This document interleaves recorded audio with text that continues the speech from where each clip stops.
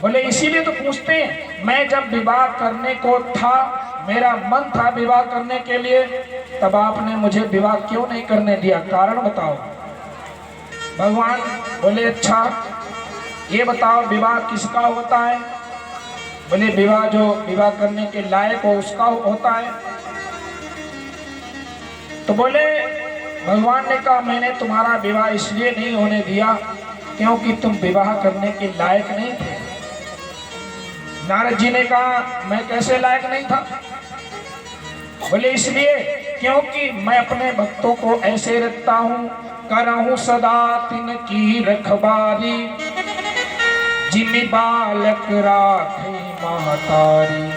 जैसे महतारी अपने बालक को रखती है, छोटा बालक है ना, उसको वो आग की तरफ भागे तो मां नहीं जाने देती है, सांप पकड़े तो सांप पकड़ने नहीं देती है, खींच लेती है। इसी प्रकार मैंने तुमको उधर नहीं जाने दिया।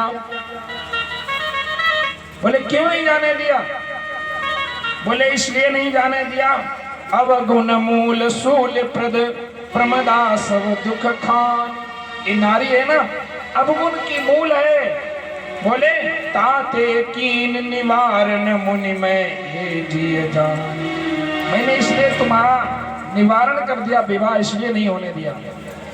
फिर नारद जी ने तुरंत बात काटी। नारद जी बोले फिर अभी जब आप रो रहे थे और कह रहे थे हाँ सुख खान जानकी सी थे, तब सुख की खान थी जब आप रो रहे थे, तब आपके लिए नारी सुख की खान है और मेरे लिए दुख की खान बता रहे।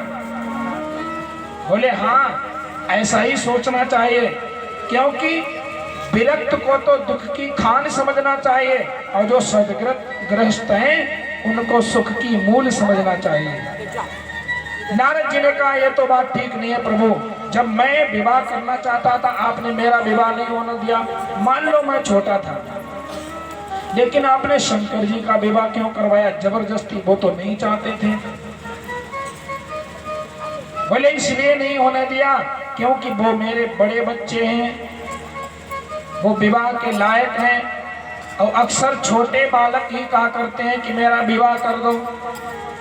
जो विवाह के लायक होंगे, बड़े होंगे, उनसे कहो भले कि भैया विवाह करोगे, तो वो सामने कहेंगे विवाह नहीं, मन में लड्डू फूट जाएंगे।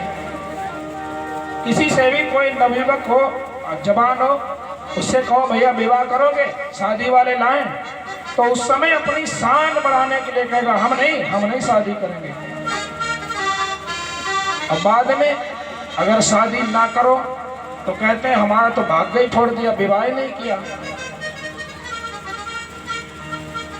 अब छोटे बालक हैं तो उनकी शादी कैसे करवा दी जाए।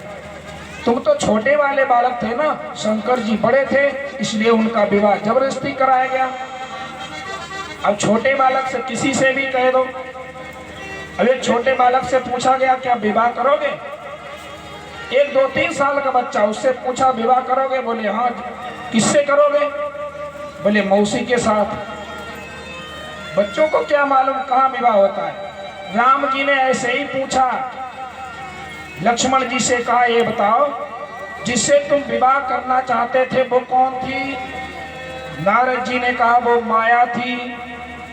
बोले माया मेरी कौन है, बोले माया आपकी पत्नी है। तो बोले मैं माया का कौन हूँ, बोले पति हो आप मायापति हैं। तो माया जब मैं तुम्हारा पिता हूँ तो माया तुम्हारी कौन लगी। तो नारद जी इधर उधर देखने लगे। भगवान ने कहा जब तुम अपनी मम्मी से विवाह करना चाहते तो मैं कैसे करवा देता। विवाह वास्तव में ऐसी चीज है, कोई मुर्दा भी पड़ा हो और उससे कह दो विवाह करोगे वो एकदम से खड़ा हो जाएगा। अब विशेषकर कोई जीजा कह दे, तो कोई मरा पड़ा हो उसे कह दो जी जा, तो वो सच में खड़ा हो जाएगा, सच में खड़ा होगा। जी जा, वो तो जी जाएगा। भगवान कहने लगे नारद मैंने इसलिए नहीं तुम्हारा विवाह होने दिया कि क्योंकि माँ अपने बालक को जिस प्रकार से रखती है, करूं सदा तिनकी रखवारी, जिन बालक राखें माता। तुम भगवान का भजन करने वाले सब आचरण करने वाले और संन्यास धर्म को अपनाने वाले, तो तुमको भगवान का भजन करना चाहिए था, इसलिए मैंने तुम्हारा विवाह नहीं होने दिया। अब इस प्रकार से नारद जी से संवाद होकर के नारद जी चले जाते हैं और इधर प्रभु श्री राम जी आगे बढ़ते हैं। लक्ष्मण जी के साथ में अरण्य कांड विश्राम होता है, किष्किंधा कांड प्रारंभ होता है। आगे चले बहुरी रघुराया, अरे से मुख पर्वत,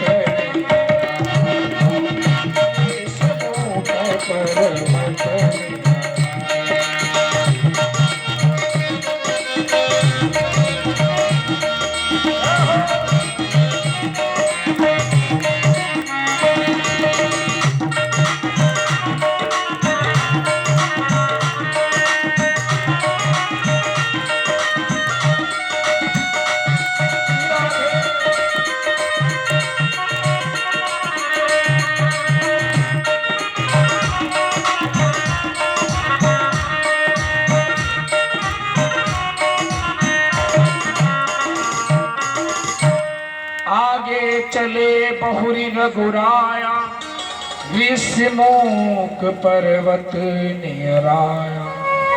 विषमुख पर्वत के चारों ओर श्री राम जी घूम रहे हैं लक्ष्मण जी के साथ में, लेकिन विषमुख पर्वत के ऊपर जाने का रास्ता नहीं मिल रहा है। बहुत देर हो गई, सुग्रीव की नजर पड़ी ऊपर से। सुग्रीव ने देखा कि दो बालक हैं, राजकुमार जैसे दिखते हैं, हाथ में धनुष बाण है और ऋषमुख पर्वत के चारों तरफ घूम रहे हैं। तुरंत हनुमान जी को बुलाया। अब श्री राम कथा में श्री हनुमान जी की उपस्थिति होती है। इन श्री राम जी की कथा में हनुमान जी का प्रवेश होता है। बोले श्री हनुमान जी महाराज की। और जिस समय कथा में हनुमान जी का प्रवेश हो, वहीं से सुंदरकांड प्रारंभ हो जाता है। सुंदरकांड तभी है जब भक्तों की सुंदर सुंदर कथाएं श्री राम जी की कथा से जुड़ी हों। हनुमान जी कथा में प्रवेश करते कैसे? सुग्रीव ने हनुमान जी से कहा, भैया हनुमान जी जरा देखो ये दो बालक कौन है? पठे बाली होई मन मैला। हो सकता है बाली ने ये दो बालक वीर भेजे हैं, ये राजकुमार जैसे लगते हैं, क्योंकि बाली तो यहाँ आ नहीं सकता है। ऋषमुख पर्वत पर आते ही उसके सर के टुकड़े टुकड़े हो जाएंगे, इसलिए हो सकता है उसने ये दो राजकुमार भेजे हैं। अभी बड़े वीर दिखते हैं, जाओ पता लगाओ। पठे बाली होई मन मैला। और तुम जाकर के केवल इशारा कर देना, ऐसे इशारा कर देना, मैं समझ जाऊंगा, मैं भाग जाऊंगा। भागने में मुझसे बड़ा कोई है ही नहीं। जबकि नाम है सुग्रीव, सु माने सुंदर, ग्रीव माने कंठ। जिसका सुंदर कंठ हो, बोलने में अति प्रिय हो, और जो ज्यादा अति प्रिय होता है उसकी किसी से बिगड़ती है नहीं। अब बिगड़ी नहीं, इतने नाम जैसा होता है आदमी का। अब तो वैसे आश्चर्य नहीं होते, नाम कुछ है और कुछ कर्म होते हैं। एक आदमी से हमने पूछा तुम्हारा नाम क्या है? भैया बोले धनीराम। हमने कहा रुपया पैसा है तुम्हारे पास कि नहीं? बोले है तो फटे नंग गिरधारी है, कुछ नहीं, नाम धनीराम मनीराम।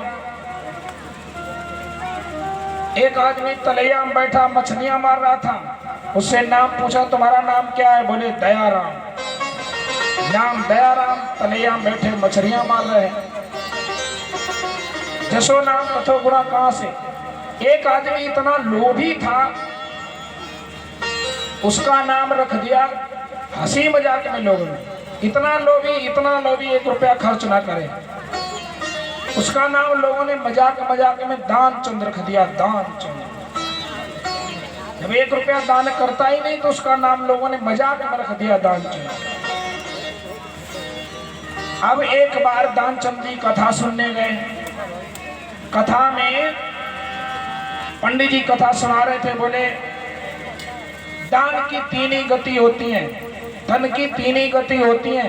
एक तो नंबर 1 की गति है दान कर दो, और दूसरे नंबर की गति है खर्च कर लो और तीसरी धन की गति है विनष्ट हो जाता है।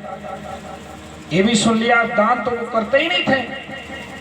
बोले पुण्य प्राप्त होते हैं गंगा स्नान से, गंगा स्नान करने से पुण्य प्राप्त होते हैं। कथा में पंडित जी ने सुनाया, दानचंद्र की बात दिमाग में फंस गई। बोले अच्छा, पंडित जी के पास में रात्रि में गए, बोले क्या दान करने से ही पुण्य मिलता है, गंगा स्नान करने से पुण्य नहीं मिलता है? बोले क्यों नहीं मिलता है? तो बोले मेरे यहाँ से अभी यहाँ से 10 किलोमीटर गंगा जी है, क्या मैं रोज स्नान करूं तो पुण्य मिलेगा? बोले बहुत मिलेगा, गंगा स्नान करने वालों को पुण्य नहीं मुक्ति भी मिलती है। बोले तब ठीक है, गंगा स्नान करेंगे। अब वे अपनी साइकिल उठा करके गए गंगा स्नान करने, पुण्य कमाने। अब उन्हें ये थोड़ी पता था गंगा किनारे भी दाम खर्च होते हैं, घाट वाले पंडित जी भी कुछ देते हैं। गंगा किनारे गए, घाट रामनगरिया जैसे लगा है, और वहाँ पंडा अपना अपना क्षेत्र लगाते हैं। फलाने निशान के पंडा जी, किसी की तुरैया, किसी की लौकिया, किसी का कुछ भी। वहां गया, उसने कपड़े उतारे और स्नान करने के लिए जैसे ही बढ़ा तो पंडा लोगों ने कहा भैया इधर आओ। बोले कहा? बोले संकल्प ले पहले, 51 रुपया, 21 रुपया, 11 रुपया। बोले हम नहीं स्नान करेंगे। बोले काहे कि रुपया काहे? पंडित जी ने तो हमें कथा में बताया था कि 1 रुपया खर्च नहीं होता है, तुम लोग यहाँ संकल्प करवाते हो, हम यहाँ नहीं स्नान करेंगे। उसने कपड़ा उठाया, चला गया, बिल्कुल पश्चिम चला गया जहाँ मुर्दा घाट था। अब मुर्दा घाट पे वहाँ कोई पंडा नहीं, उसने कपड़ा वहीं रखे। अब कपड़ा रख के जैसे ही गंगा जी में घुसने को हुआ, वैसे भगवान ने कहा बड़ा लोभी, इतना लोभी जीवन में हमने व्यक्ति